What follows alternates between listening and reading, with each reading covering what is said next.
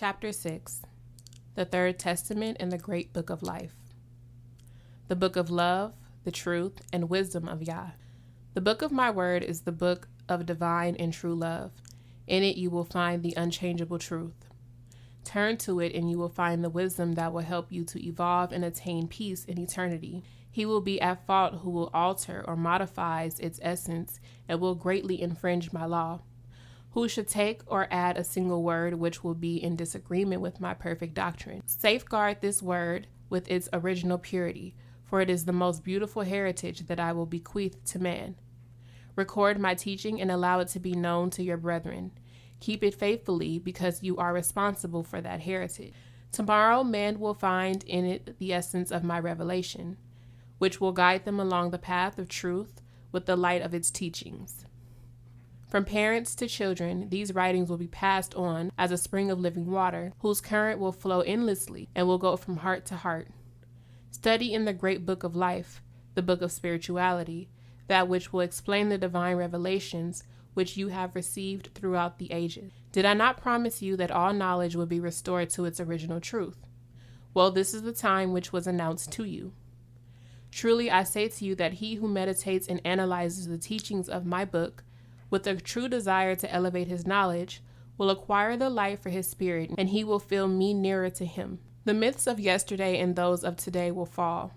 All that is mediocre and false will crumble, for the moment will come in which you will no longer be nourished by imperfections, and the spirit will arise in search of the truth, so that this will serve as its only sustenance. In these teachings, mankind will find the essence of my revelations, which up to now have not been comprehended due to your lack of spirituality. Since ancient times, I have entrusted it to you through my envoys, my emissaries, my interpreters, and you have only used it to create myths and traditions. Meditate and study this lesson with respect and love if you wish to avoid centuries of confusion and bitterness. But remember that you will not fulfill your mission if you are satisfied with possessing that book only. No, it should awaken and teach you if you truly desire to become my disciples. Indoctrinate with examples, with the love and charity that I have taught you. The book of my teachings has been formed from the lessons that in this time I have dictated to you through human understanding.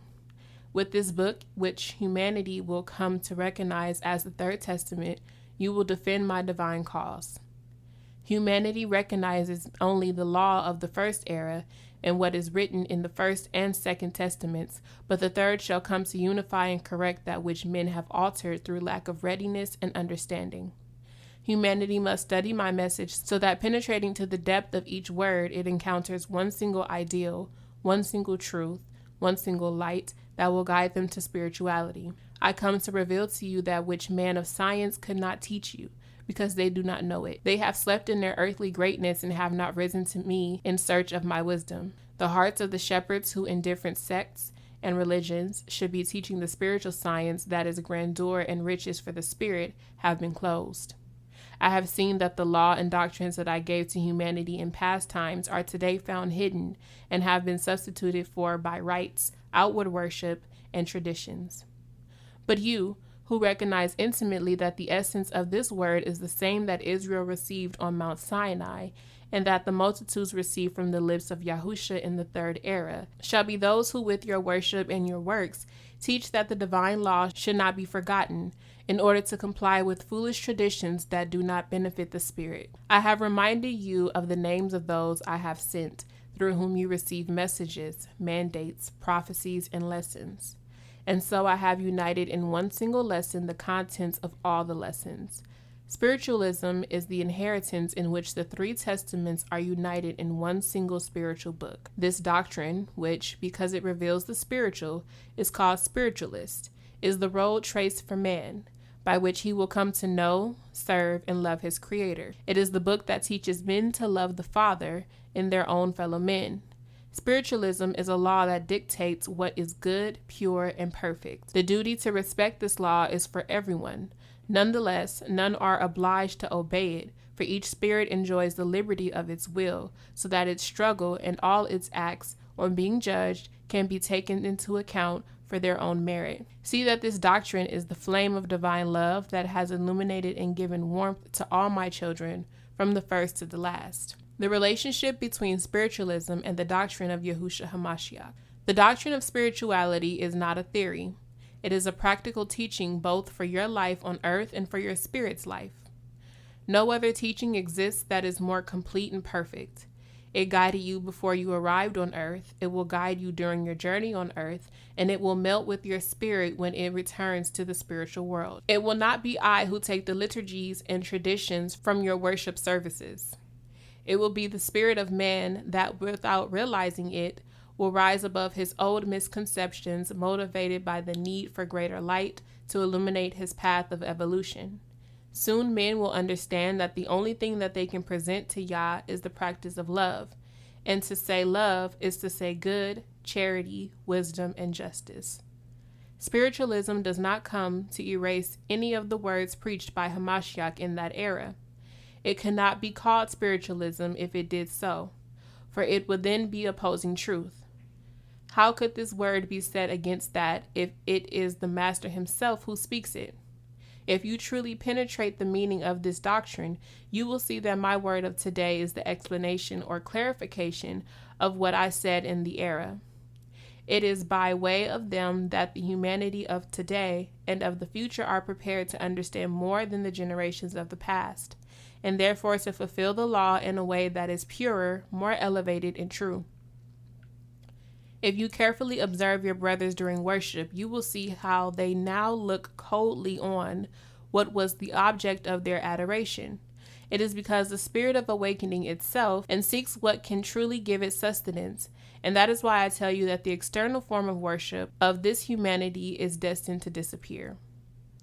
In this book, which is simple and humble, but overflowing with divine light, men will find the clarification of all their doubts, and the fulfillment of the teachings that only in part were revealed in past time, as well as a clear and simple for interpreting that which is hidden in the metaphoric language of the older texts. He who, after receiving the spiritual missive, is persuaded of the truth of its contents and rises up to struggle against his materialism, idolatry, and fanaticism, cleansing these impurities from his understanding and his heart, will free his spirit, providing it with happiness and peace, because he is finally able to struggle to conquer the eternity that awaits him. But those that persist in their material worship, who are obstinate in loving the things of the world, and do not believe in the development or evolution of the spirit, I tell you truly, shall stay behind and weep when they come to understand their own backwardness and ignorance.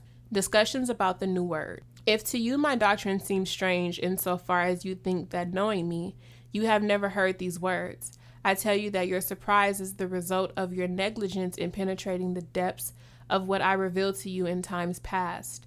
It is for that reason that this doctrine seems strange or new, when in reality this light has always been present in your life.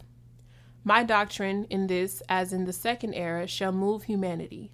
The hypocrites will have to confront sincerity. Falsity will let its mask fall and the truth will shine forth. The truth shall prevail over the lie that envelops this world. Men will be able to understand and recognize all that which encompasses reason and truth, but all that which he was obliged to believe without understanding he will reject, and therefore my doctrine will spread, because it gives forth the light that men need. A great part of this work falls to you, and of revealing to your brothers its beginning and its end. Humanity is hungry for my word, for my truth. Men yearn and clamor for the light to come to their understanding. They demand justice and await counsel. This is a decisive time. In truth, I tell you that many ideas, theories, and even dogmas that have been held as truths for centuries shall fall to the earth and be abandoned as false. Fanaticism and idolatry will be fought against and exterminated by those who were most involved and faithful to it. The teachings of Yah will be understood. Their light, their content, and their essence will be comprehended and felt. The men of science, after a time of testing, during which they will suffer great confusion, when in their spirits the light shines, and they hear the voice of their conscience, will discover that of which they had never dreamed.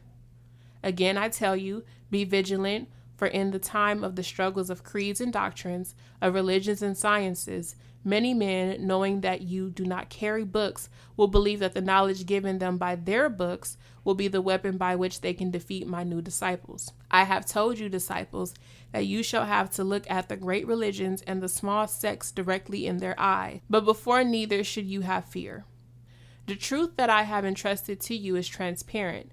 The word that I have taught you is clear and simple on its surface, but infinitely deep in its content, and they are powerful weapons with which you will struggle and win. And yet I tell you, there shall arise a people on the earth full of materialism and disbelief, to deny to you the right to call yourselves Israel, to deny your testimony of having received the new coming of the Messiah, and these people are the Jews. Have you not thought this? These people await in their bosom the arrival of their Messiah, their Savior, from whom they will receive justice and who will place them once again over all the peoples of the earth. These people know that I have always come to them, and in this third era I shall say, why should Yah come to another people? But here are my teachings. This spiritualist people live unknown. The world does not know of your existence, and the great do not notice you. But the struggle between spiritualists and Christians, between spiritualists and Jews approaches. That struggle is necessary for the establishment of my doctrine throughout humanity. Then shall the Old Testament be united in one single essence with the second and the third. To many this appears impossible. To me it is the most natural. It is just and perfect. The great book of true life. My word will continue written for all time. With it you will form the book of the third era, the third testament, the final message from the Father. For in the three eras has Yah wielded his golden scribes to leave his wisdom to humanity. Moses was the first golden scribe which the Father used to inscribe in erasable letters in a book the events of the first era. Moses was the golden scribe of Yahusha. Among the apostles and followers of the second era, Yahusha had 4 scribes, who were Matthew, Mark, Luke, and John. These were the golden scribes of the divine master, and when the time arrived to unite the first testament with the second, with bindings of love, recognition, and spiritual progress, then one single book was formed. Now in the third era, in which you have again my word, I have again named the golden scribes so that it may be written down.